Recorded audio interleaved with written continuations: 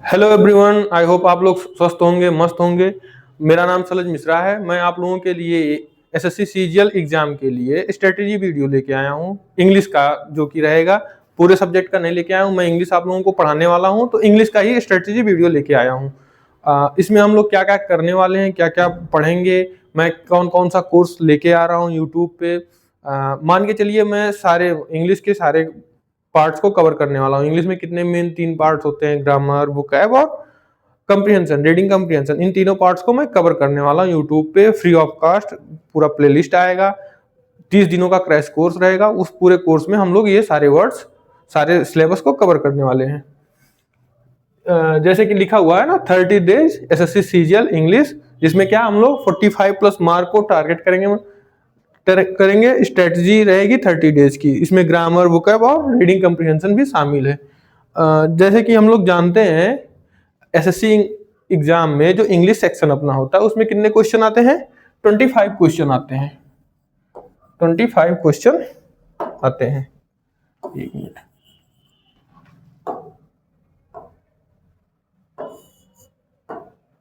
25 question आते हैं। हर एक क्वेश्चन 2 नंबर का होता है।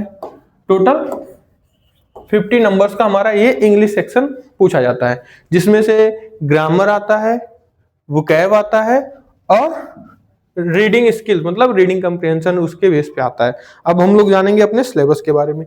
हमारा सिलेबस क्या क्या है। ग्रामर में जो है मेन सिलेबस है, जो हमारे एसएससी के नोटिफिकेशन में आता है। नोटिफिकेशन में क्या क्या है? टेंस दिया हुआ है, सब्जेक्ट वर्ब एग्रीमेंट दिया हुआ है, आर्टिकल्स हैं, प्रीपोजिशन है, एक्टिव एंड पैसिव वॉइस है, डायरेक्ट इनडायरेक्ट है, एरर डिटेक्शन है और सेंटेंस इंप्रूवमेंट है। इसमें आप लोग देख रहे होंगे ग्रामर वाले पार्ट में टेंस दे दिया है, सब्जेक्ट वर्ब एग्रीमेंट दे दिया है, आर्टिकल्स दे दिए हैं, preposition, active passive, direct indirect, error detection. इस वाले पोर्शन को हम लोगों को थोड़ा सा मार्क करके रखना है। और सेंटेंस इंप्रूवमेंट, ग्रामर क्या पार्ट में यही सब होता है। नाउन भी होता है, प्रोनाउन भी होते हैं, एडजेक्टिव होते हैं, पार्ट ऑफ स्पीच जितने भी होते हैं उतना पढ़ा जाता है।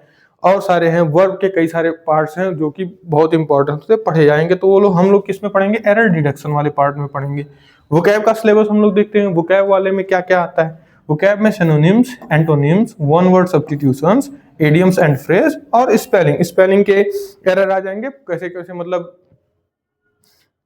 एक वर्ड दे देगा, उसमें से पूछेगा कि कौन से मतलब स्पेलिंग में प्रॉब्लम है, कौन सा स्पेलिंग गलत है, स्पेलिंग लिख के दे देगा। उसके बाद रीडिंग कंप्रीहेंशन वाले पार्ट में हम लोग आ जाएंगे। रीडिंग कंप्रीहेंशन वाले पार्ट में जो है रीडिंग कंप्रीहेंशन पूछा जाएगा, क्लोज टेस्ट पूछा जाएगा और पैराजंबल पूछा जाएगा। अब इन सब के बारे में हम लोग बारी बारी से जानेंगे। सबसे पहले वोकैब। वोकैब का मैं आप लोगों के लिए 30 डेज का प्लान लेके आया हूँ।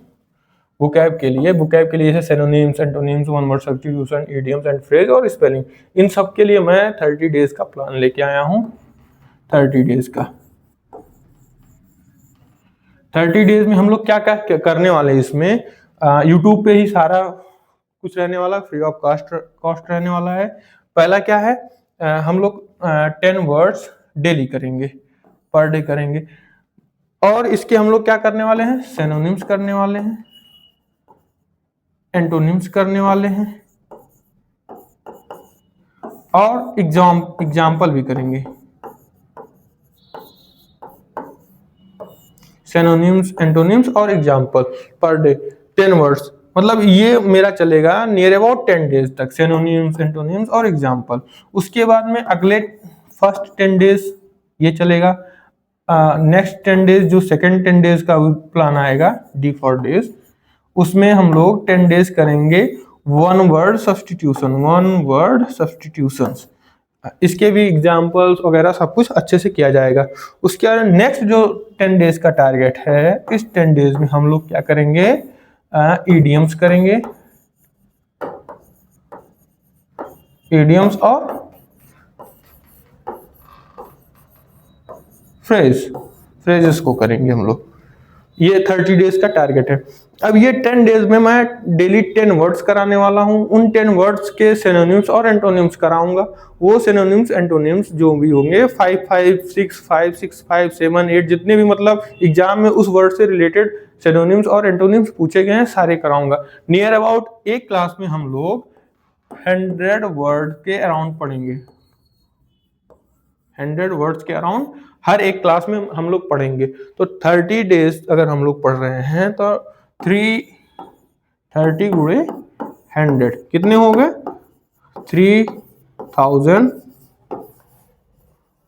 3000 वर्ड्स हम लोग पढ़ लेंगे, जो कि हमारे एसएससी एग्जाम के लिए सफिशिएंट होगा, काफी होगा। इतना हम लोग अगर कर लिए तो हमारे 90% सिलेबस वोकैब के कवर हो जाएंगे। और मैं कोई फर्जी वर्ड्स या कोई इजी वर्ड्स नहीं कराने वाला हूँ, सारे प्रीवियस ईयर बेस पे कराने वाला हूँ। लास्ट के 5 ईयर टीसीएस पैटर्न पे जितने भी वोकैब पूछे गए हैं सारे कराऊंगा। अभी जो हमारा एडिक्यूटिव पैटर्न में जितने भी वोकैब आए पूछे गए हैं उन सबको कराने वाला हूँ। ये हमारा वोकैब का पार्ट हो गया।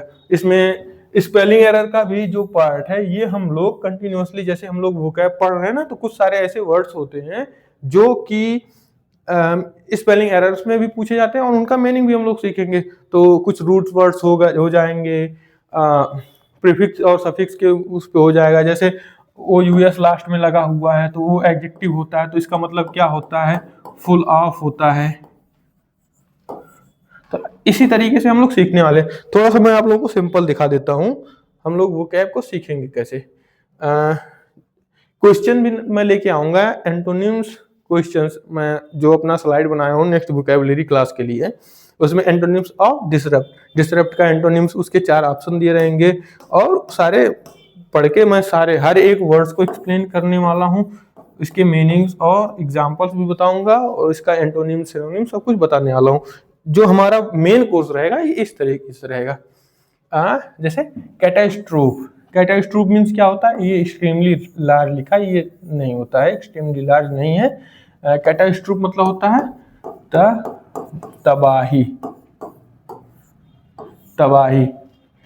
कहीं पे जैसे कैटास्ट्रोफ और डिजास्टर, कैटास्ट्रोफ मतलब क्या होता है? डिजास्टर। तो इन सारे वर्ड्स का मैं हिंदी मीनिंग लेके आऊंगा, हिंदी मीनिंग, इंग्लिश मीनिंग भी रहेगा। ये अभी पीडीएफ रेडी नहीं हुआ था तो इसमें कई सारी गलतियां, तो अभी इन सारी गलतियों को सही किया जाएगा। उसके बाद में आप लोगों को क्लास में मैं लेके आने वाला हूँ।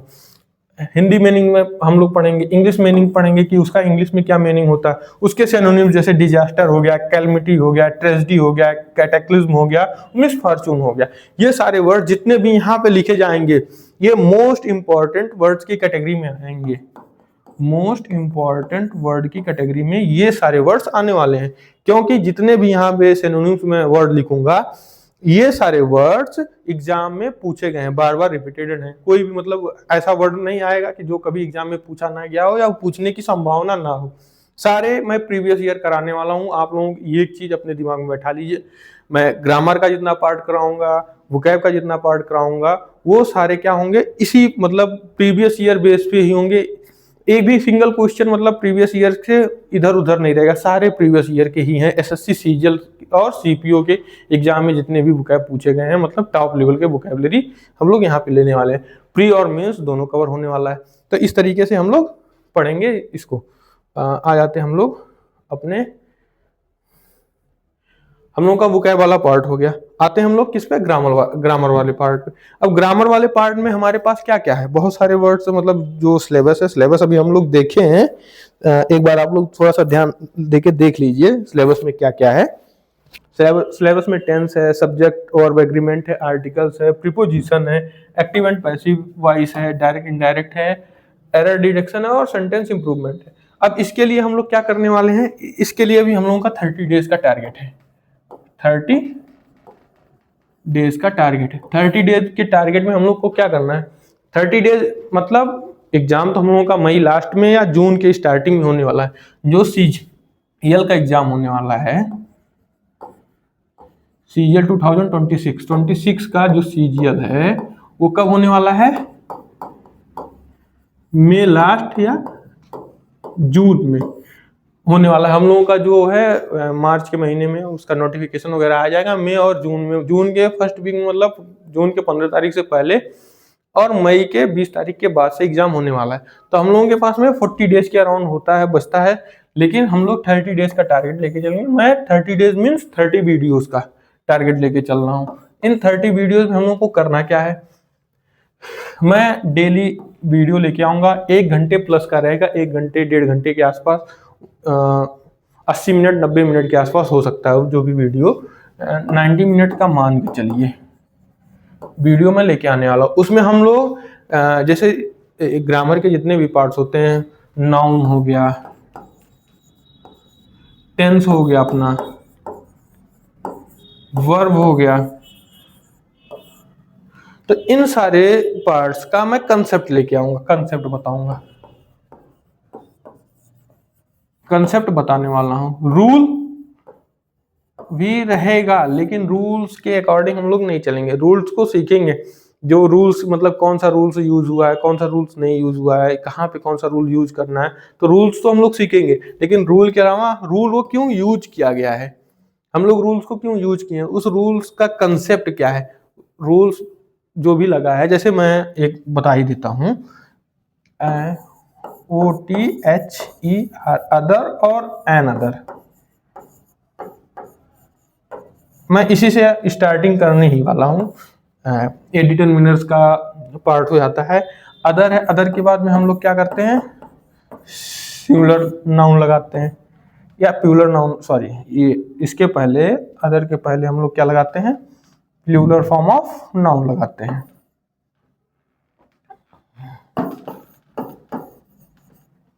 और अनदर के बाद में हम लोग क्या लगाते हैं, सिंगुलर लगाते हैं। तो ये लगाते क्यों हैं, इसके पीछे का लॉजिक क्या है, रूल तो सीख लिए। अब जैसे ये लिखा हुआ है बॉयज, बॉयज लिखा हुआ है, तो बॉयज के पहले क्या लगेगा, मैं यहां पे लिखता हूं,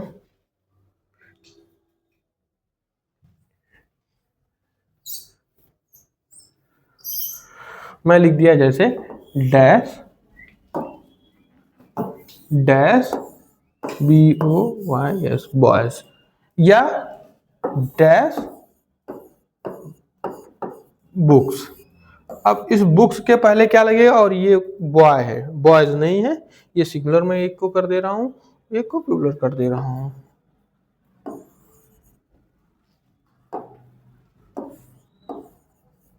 बॉय और बुक्स। अब इसके पहले हम लोगों के पास भी दो ऑप्शन है, एक है अदर और एक है another.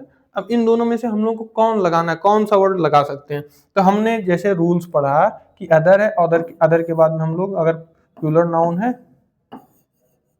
Plural form of noun है, तो हम लोग क्या लगाएंगे, तो अदर लगा देंगे। तो बुक्स क्या है, प्लूरल है, तो उसके पहले हम लोग क्या लगा देंगे, OTHER, अदर बुक्स बोला जाता है।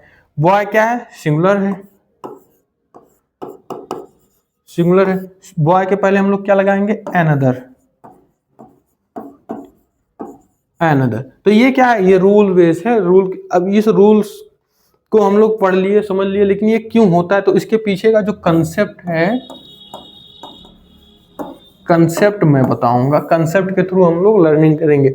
ये तो रूल्स भी बताऊंगा, रूल्स के साथ साथ में ये क्यों हुआ, इन सब के बारे में भी मैं डिटेल में डिस्कशन अपने वीडियो में कर रहा हूँ। ये स्ट्रेटेजी वीडियो तो इसमें ये सब बताने लगे होंगे तो थोड़ा सा लंबा हो जाएगा, तो अभी हम लोग अवॉइड करते हैं। बाकी हम लोग करने और क्या वाले हैं, कैसे करेंगे, हम लोगों का 30 डेज का टारगेट है।